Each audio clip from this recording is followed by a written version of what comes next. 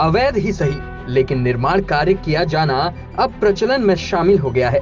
कैसे मानक, कैसे नियम और कौन सा कानून, यहाँ सब वही होगा जो रसूखदार और प्रभावशाली लोग चाहेंगे।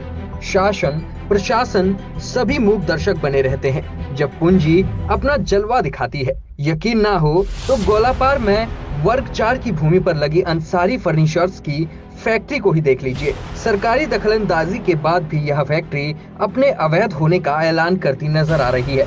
गोलापार के ग्राम देवला तल्ला पजाया में जमुना दत्त पंत को पट्टे पर लगभग 4 एकड़ भूमि दी गई थी। यह भूमि राजस्व अभिलेखों में वर्ग 4 में दर्ज है। जमुना दत्त के निधन के बाद यह भूमि उनके 4 पुत्रों के नाम दर्ज हो गई। वारिसों ने रसूखदार और प्रभावशाली लोगों से मिलीभगत कर इस भूमि को तमाम लोगों को 10-10 रुपए के स्टाम्प पेपर पर बेच दिया, जो अभी भी बदस्तूर जारी है।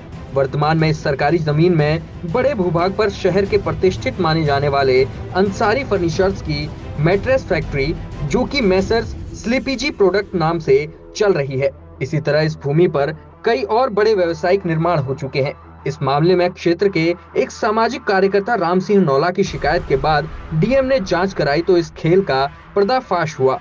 इस संबंध में पटवारी की जांच आख्या कहती है कि वर्ग 4 की इस भूमि की अवैध खरीद फरोख्त करने के साथ ही अवैध निर्माण तक हो गए हैं। पटवारी ने इसे ZA और LR एक्ट का उल्लंघन करार दिया है। इसके साथ ही धारा 167 के तहत यह भूमि राज्य सरकार में निहित होने योग्य मानी है। पटवारी ने अवैध विक्रय करने वालों के खिलाफ कार्यवाही की संस्तुति भी की है। नमस्कार, मैं गौरव पांडे, उत्तराखंड जनादेश के लिए। हम लोग इस समय गोलापार में हैं और यहाँ एक शिकायत मिली है हमें। यह शिकायत है कि सालों पहले सरकार ने एक काश्तकार को कुछ भूमि पट्टे पे दी थी। करीब 4 एकड़ इसका रकबा है। इस ज़मीन के वारिसों ने बाद में षड्यंत्र पूर्वक इस ज़मीन को 10-10 रुपए के स्टाम्प पेपर में कुछ लोगों को बेच दिया। अब इस अवैध प्लॉटिंग पर कई लोग काबिज हैं और लगातार इस पे निर्माण चल रहा है। इस मामले को लेकर भी सामाजिक कार्यकर्ताओं ने सवाल उठाए हैं, आवाज़ उठाई है। सामाजिक कार्यकर्ता राम सिंह नौला जी हमारे बीच में हैं। उन्होंने इस मामले को लेकर शिकायत की है।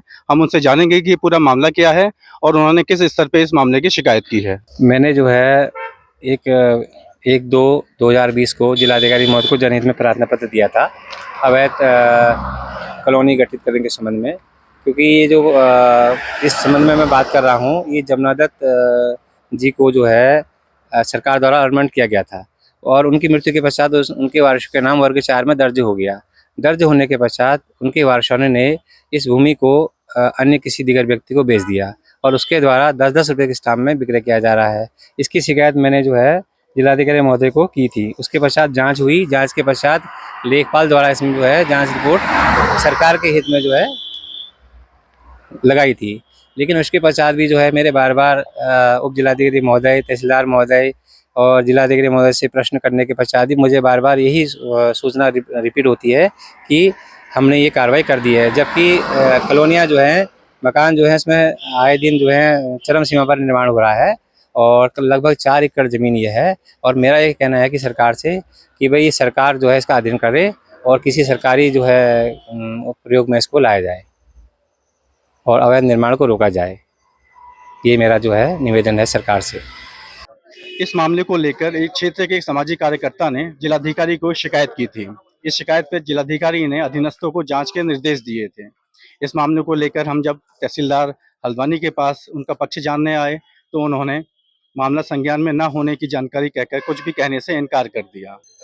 राजस्व निरीक्षक को पटवारी ने अपनी जो जांच आख्या भेजी है, ये हमारे पास है।